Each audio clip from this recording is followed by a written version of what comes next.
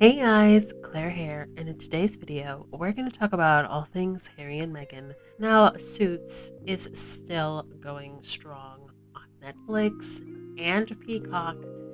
It's been incredible to see the staying power Suits has had on these streaming platforms since its recent release, or re-release since the show wrapped up 4 years ago. So, congratulations to all the cast crew of Suits. I genuinely hope that they're getting properly compensated. But now, this week, the Invictus Games, Netflix, and Archwell production released the trailer for Heart of the Invictus, and it will officially premiere on, I believe it's August 30th or the end of this month. And I don't know about you guys, but I'm so excited to see this. The trailer looks incredible, and it's gonna just follow so many of the amazing veterans who compete in the Invictus Games, specifically from the games last year in the Netherlands. And remember, next month, the Invictus Games of 2023 will be in Germany. So there's a lot to look forward when it comes to the Invictus Games veteran family, and I'm so excited for it all. This week we also saw little video clips of the Crown Prince of Denmark showing support and just going through the ropes with Team Denmark of the Invictus Games. And I don't know, I feel like a lot of other people have made this commentary on social media, just saying, it's nice to see the royal families of Denmark and the Netherlands just showing support for their Invictus Game team members and inadvertently showing support for these games that Harry has created, while you see someone like Prince Charles just sort of being cold and petulant because he's unable to control Harry's comings and goings. I don't know, that's just a bad look on Charles, but whatever. It's nice to see the military folk of all of these different countries just supporting so many of their Invictus Games competitors, and not just the military community, but some of the royal community as well. And that's nice to see. Now, last week we sort of touched on Meghan's outing out with her agent, and also her out and about wearing that beautiful Max Mara coat. The topic of conversation surrounding Meghan's sighting was pretty hilarious. Now, the Daily Mail, or as many call it, the Daily Fail, wrote an entire article compiling all of the spottings or sightings of Meghan for the year, and specifically, recently, and entitled it Her Hot Girl Summer, which is, comical and sad, but whatever.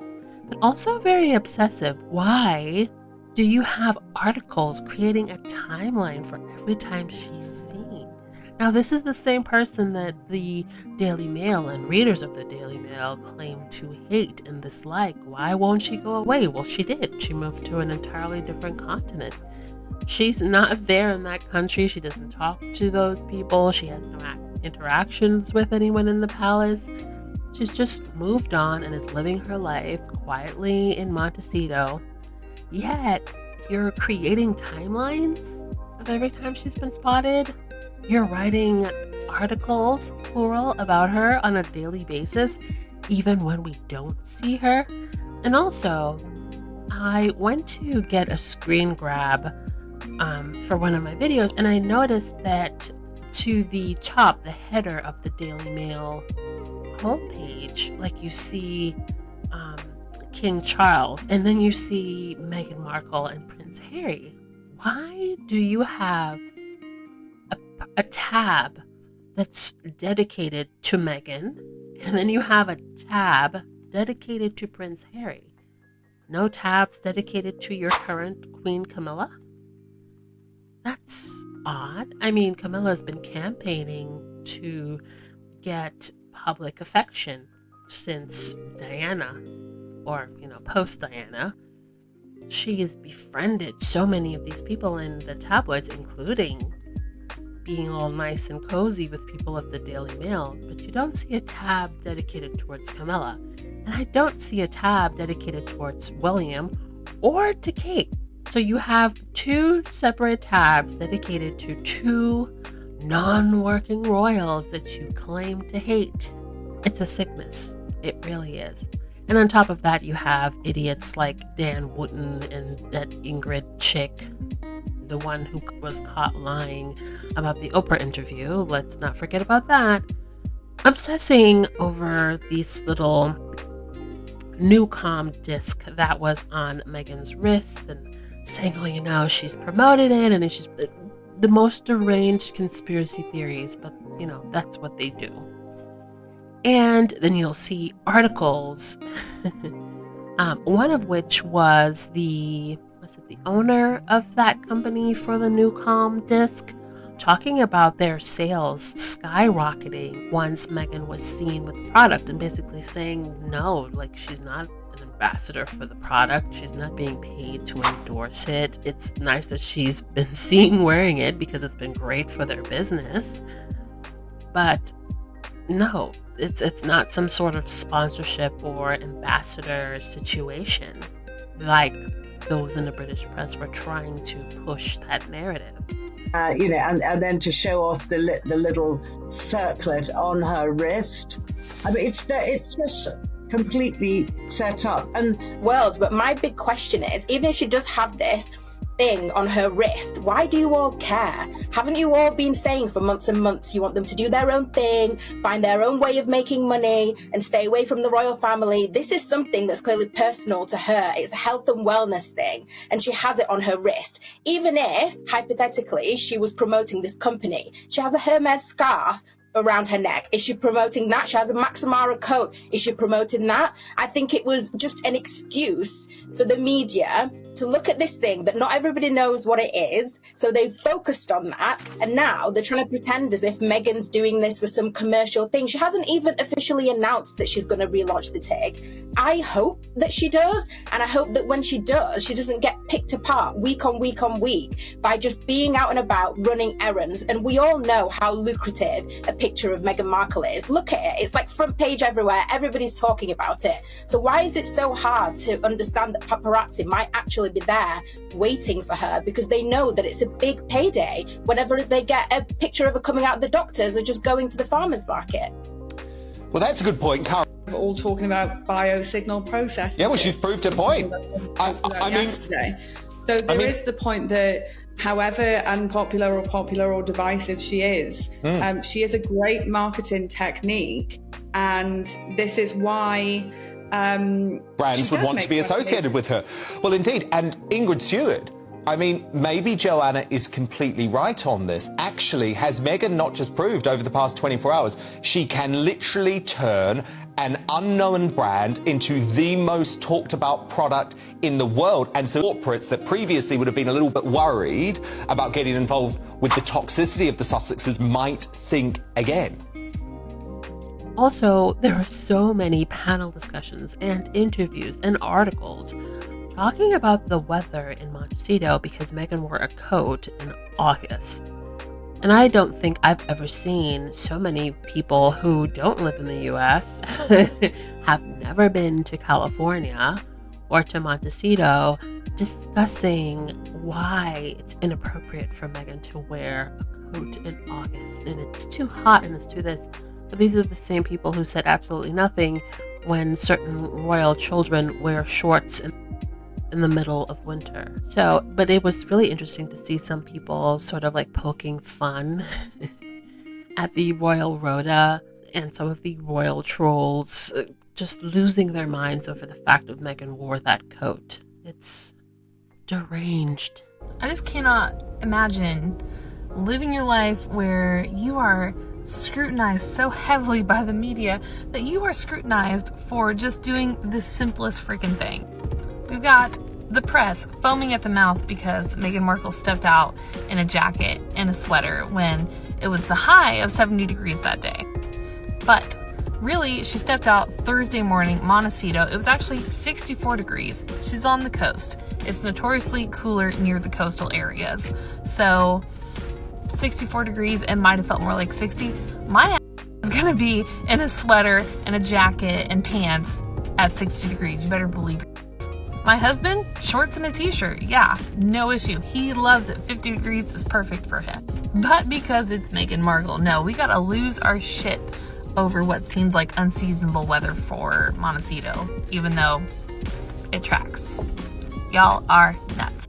Now, this week we also found out that there were 6 former Met police officers who were charged over racist WhatsApp messages, some of which was also about Harry and Meghan. And let's not forget that this specific charge was not the first incident involving Met police officers and racism and Harry and Meghan. Months ago, there was another incident with 2 Met police officers that involved racism, some like really grotesque things, and some of which was directed towards Harry and Meghan. So it's also interesting and annoying when you have people like Ice-T or Ice Cube or whatever the hell his name is, making comments about Meghan's experiences of racism within the UK and trivializing it as if it never happened. It's very frustrating because anyone with eyes who have really been paying attention has seen in real time the insane amount of racism and bigotry and anti-Americanism that woman has faced and continues to face today. So it's always so irritating when people like that try to use her name for a little bit of attention and make such ignorant comments. Disgustingly disappointing. But yeah, no, Meghan never experienced any racism in the UK. No. Let's trivialize it. So something else that really caught my eye today, how could it not? I'm reading in these papers, Prince Harry and Meghan Markle, they've split, they're taking time apart, they've been humiliated and broken by their failures, and, this story was everywhere. It was in the US, it was in Britain, it was here, it was in India, it was Pakistan, everywhere. And then it turned out it was all completely untrue. It's just extraordinary, isn't it? How a thing like that becomes news, how people feed off each other, and bang, there it is. Maybe Harry's right about the media. Here was a story based on not a single source, and it went around the world. It's like, let's give the public what they'd want to hear, not what is actually true.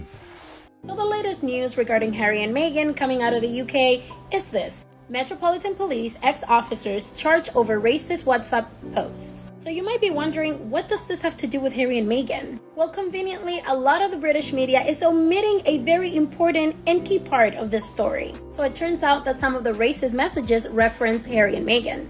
Now, this is the same British media that covers and reports every time Meghan Markle steps out of her house. But this time, they just so happen to omit this very important piece. So according to Omid Scobie, all of the officers were males and in their 60s, and the Duke and Duchess of Sussex appeared in several of the racist WhatsApp messages. But in happier news, Meghan Markle was out with friends, still celebrating her birthday because it's her birthday month, looking young and fresh. Look at this face. This is a 25-year-old face, okay? Come on. I love it how they're living their fantastic life in America, happy, surrounded by friends and family, the real family, the one that counts, the one that's always there for you. And, their trolls and haters are being exposed. You can tell a lot about a person based on what they decide to hate. If you're hating on something that has no impact on your day-to-day life, it says a lot about you. There's a reason why you feel so passionately about that subject. Example is Meghan Markle. But she's such a hot topic for debate, and I think it's because it really says a lot about the people who hate her, how they feel about life and about how they feel about themselves. If you hate on somebody who has nothing to do with you, and that's something that you bring up often, there is a wound there that you need to address. I also learned this from making videos on TikTok. The things that people decide to have an issue with me about are always coming from the same demographic of person. And the people who don't like me and disagree with me passionately keep up with my content and passionately try to say something to me to make me feel some way about myself. I don't dislike or hate anything because I like my life and I like myself. It doesn't make sense for me. There's too many things for me to appreciate and enjoy about my life that it wouldn't make sense for me to be that way. So when you come across someone who hates on something and you're like, why? It doesn't even affect you. That person is very discontented with themselves and with their lives. But something about the conversation around this outfit is driving me nuts. Specifically the a wool coat in August. It's 70 degrees in California. Side note, it was 70 degrees yesterday in San Francisco. People were posting, this one randomly came up on my For You page, pictures of outside lands and complaining about how cold and foggy it was. Look at the fog. Nobody wants to listen to people that live here who are like, look, it's 70 degrees, but she's cold. I'm always cold. And also this comment, wearing a coat but open shoes, this is what they're referencing. That's also what I always do. I'm always bundled up, but like you're gonna find me with cuffed pants and shoes with no socks. This is normal behavior. We all feel the weather differently. 70 degrees when it's sunny, it's like 90 degrees. And when it's cold and windy, it feels like 40 degrees sometimes. Probably know she was gonna get photographed. Yes. She grabbed a coat and a scarf when she went out because she was like, oh damn, it's chilly. Probably. I'm wearing a sweatshirt because I'm like a disgusting, unstylish, happens to be pregnant. Could understand why she would try to grab something nicer than like the crappy sweatshirt I'm wearing, right? Because she knows she's going to be photographed. I don't know. I'm having a hard time not taking the whole thing very personally when it comes to people's comments. Because this seems like a completely reasonable way to dress and everyone else is like, no ma'am. Today has a high of 79 where I live, and I wore pants this morning to walk my dog. I'm really afraid the UK press is going to come after me, so if they do, I want to give you guys some information. It's about 66 degrees where I am right now, and as you can see behind me, it's quite gray. When I walked my dog, it was about 66, and even foggier than it is right now. It was quite cool and damp, and I thought pants were a better choice this morning. As the temperature rises, I will probably put on shorts because it's quite hot in my home office. We don't have AC in this room. I just want to put this information out now in case someone from the Royal Rota comes after me, a nobody who lives in Southern California. England's women's football team is headed to the World Cup final for the first time in their history, and Prince William, president of the Football Association, will not be attending the game. According to multiple articles coming out of the UK, there are two reasons for his lack of attendance. One, he's on holiday, and two, it is such a long flight and William is worried about his carbon footprint. But not many people are buying his excuses. William using his holiday as a reason not to attend the World Cup final has a lot of people asking, what exactly is he on holiday from? The official royal website, curiously, does not list any royal engagements for William for this entire calendar year so far. But I did find another website that tracks them. According to this site, William has carried out 55 individual engagements and 40 joint engagements this year. But those numbers include 5 engagements that have not happened yet, so that actually leaves him at 90 engagements for the year so far. I would also argue that some of the items listed as work are debatable. Things like attending the Easter Sunday service or going to Wimbledon, I personally think are questionable. But for argument's sake, if we keep all of them in and say the number is at 90, that puts William working 11 days a month on average. 11 days, and not even full days. Some of his work engagements are Zoom calls or dinners that would take hours or less. So is a 2-month holiday really necessary? William is considered a full-time working royal, living off the billions in the Duchy of Cornwall, flying back and forth between multiple estates, and using the sovereign grant for anything he deems work-related. But is he really full-time? Harry and Meghan were told that being half in and half out wasn't an option, that it was not possible for them to be part-time working royals. I'm sorry, William works 11 days a month. At any job I have ever had, working 11 days a month is considered part-time. So essentially, William and Kate are allowed to be part-time working royals, and Harry and Meghan are not. Additionally, the 1-year anniversary of the Queen's death is quickly approaching. This year since her death has given Charles and William a chance to show what the future of the monarchy will be, to reinvigorate their support from the Commonwealth, and to show how the monarchy will be sustained in the future. So it is not a good look that they've both been widely absent this year. And now, William has the opportunity to show up to an event that will be a massive celebration for England, an event that is taking place in a Commonwealth country, for a group that William is president of, and his response is, "I'll watch it on TV." It's almost astonishing how he continues to miss the mark. William's other excuse for not attending the game is because he does not want to make a long flight and increase his carbon footprint. If this is actually true, then I also expect William to cancel his September trip to the United States and his November trip to Singapore, because those meetings can happen over Zoom, right? And if he's really concerned about flying so much, I expect that he will stop using his personal helicopter to fly between his estates. I take it that also means that this 2-year travel blitz that was announced in June to sell the Windsors will not happen either, because William doesn't get to care about climate change only when it's convenient for him. Also, if William really wants to change how his travel impacts the world, I know someone who is already working on that and could probably help him out. But perhaps William not attending the Women's World Cup is about something more? Many people are saying that if this were the Men's World Cup, he would already be on the plane. It certainly isn't a stretch to call William sexist. Thanks to Harry, we all know of him sticking his finger in Meghan's face and calling her difficult for daring to have an opinion. But there are also the moments of condescension to Kate and articles that assure readers that Kate knows her place. So this certainly isn't out of the realm of possibility.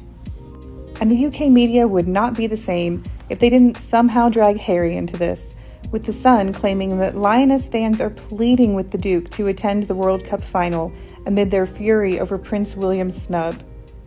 I'm sure the Lionesses would rather have Harry at the game, but Harry is no longer the royal family's yes man. He has spoke many times about how often the family would need to send someone on an engagement, and more often than not, the task would fall to him. He was young, single, and loved around the world, so he was the easy option. And this also allowed the others, like Charles and William, to do less.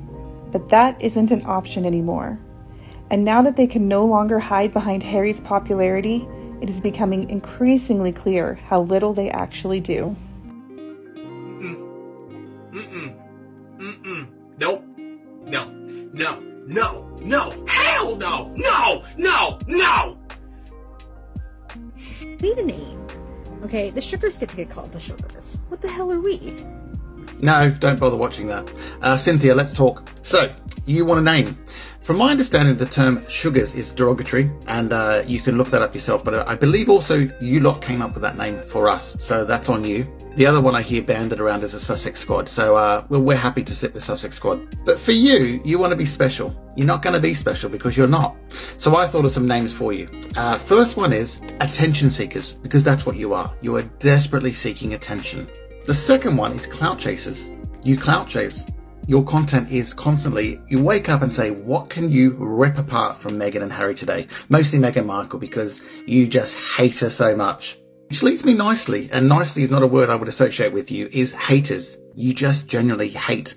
I don't know whether it's your life you hate or just I don't know. Why do you hate everything about Meghan? Do you hate yourself as well? The fourth name I have for you is bored. You must just generally be bored because, do you know what? I've got a busy life. I don't have time to be sitting on TikTok making hate videos about someone that I don't know. You obviously do, so you must be bored. Get a hobby. You know, I could recommend a documentary you'd love on Netflix. Or maybe a book. I've got a great book I could recommend you. And I'll leave you with jealous, bitter, and twisted because when I see your accounts, I just think that's what you are. Jealous, bitter, and bloody twisted. There were headlines circulating in the UK newspapers this past weekend that I would like to talk about. I believe the story originated in The Express with this article. Princess Kate makes late-night calls to Prince Harry in kind gesture to mend bridges. Now there is a lot to unpack there. so let's do it. I believe there has been a noticeable shift in how both the firm and the media portray Kate. Kate went from being the meek, mild mother to largely being the face of the monarchy. If you Google any of the members of the royal family and see how many articles come up about each of them, it's very clear they know Charles and Camilla do not sell, and it seems they feel the same way about William. William is largely absent, both in work and in the press. And maybe they think it's safer to just write nothing about him and avoid the chance that something unfavorable comes out. So the focus is on Kate. She seems to be their one selling point, except they don't know how to sell her. They move her from the wife and mother to the next Diana, to the person who's the backbone of it all. And that's easy to do because we don't really know much about Kate. We don't know who she is. We don't know what she believes. She rarely speaks in public, and when she does, there's no message. She's not supporting a cause, except maybe motherhood. Even her best-known initiative, maybe her only initiative, Shaping Us, is about motherhood. It's quiet, it's safe, it's non-controversial. It's everything they want their royal women to be. The newest role that they have placed Kate in is fierce defender of the monarchy. And what is she defending the monarchy from? Well, Meghan, of course. We saw this narrative really pushed with the rewriting of history, where supposedly Kate now came up with the recollections may vary line, and not Elizabeth, as we were previously told. Additionally, there have been repeated articles coming out over the last several months stating how Kate is drawing the line with Meghan. She's really done this time. Kate could never forgive Meghan. Kate is drawing a line in the sand. And what is somewhat funny about this continued narrative of Kate the savior and Meghan the villain is that, again, Kate is shown to be ineffective. She keeps drawing that line in the sand repeatedly, but nothing's changing. In 2 weeks, we'll have the exact same headlines. So this is what the UK can expect from their future queen? And honestly, who knows how much of this is even true? We know the UK media doesn't report the news, they create the news. So this could absolutely just be them continuing the Kate versus Meghan saga because it gets them clicks and it generates money. As terrible as that is, it makes sense that they're doing that. But it does not make sense for them to do this. Kate Middleton making secret late-night phone calls to Prince Harry. There's no denying that an implication is being made with these headlines. That wording is deliberate. We all know what late-night phone calls are for. Although, can I just point out that there is an 8-hour time difference between the UK and California? So if Kate is having late-night phone calls, she is having them by herself, because that's the middle of the afternoon in California. Also, do they not know what secret means? If the phone calls are secret, how are they writing about them? And secret from who? William? So they are saying Kate, who they claim never puts a foot wrong, is sneaking off to have secret late-night phone calls with Harry that William doesn't know about. I mean, she shouldn't have to try too hard to hide the phone calls because they don't live in the same house. But these headlines don't make Kate look good. There is no other takeaway other than the tabloids trying to plant the seed that Kate has feelings for Harry. Maybe they thought it would come across as her being a confidant or a listening ear, but that is not how it reads. Especially when there have already been so many subtle hints that maybe things aren't so great with William and Kate. Let's be honest though, no one believes these phone calls are actually happening. The media can try to rebrand Kate as a peacemaker or savior, but the great thing about Harry writing Spare is that he already told us who everyone is, and he did it in the perfect way. He didn't call anyone names or label anyone. Instead, he painted a picture of who each person is with stories. Harry told us that Kate is the person who white-knuckled the chair because Meghan talked about her hormones and forgot to give her an Easter present. He told us Kate was dismissive to Meghan's gesture of offering William remedies for his cold. Kate lacked a sense of humor at Meghan's first drooping the color. Kate grimaced when Meghan borrowed her lip gloss. And although she admitted that she was the one who made Meghan cry, she refused to set the record straight because, as Harry said, no one could ever embarrass the future queen. The monarchy must be protected at all costs. Harry told us who she is. So no, I don't believe there are secret late-night phone calls happening where Kate can come to the rescue of the monarchy. This was an attempt to make it look like Harry cannot confide in Meghan, so he's turning to Kate. But just as Harry told us who Kate is, he also told us who Meghan is. Meghan is the love of his life. And if this branding of Kate as defender and savior is the best the institution has right now, then they really are in trouble. There's going to be no in-person support from the British royal family for the Lionesses on Sunday. But the Spanish are going to have support from theirs, as their Queen and one of her daughters goes out to support them. Now, Prince William, is, who is the President of the Football Association, yeah, apparently he's on holiday. From what? Oh yeah, solving homelessness. Thanks for watching. Don't forget to like and subscribe. Also, hit that notification bell.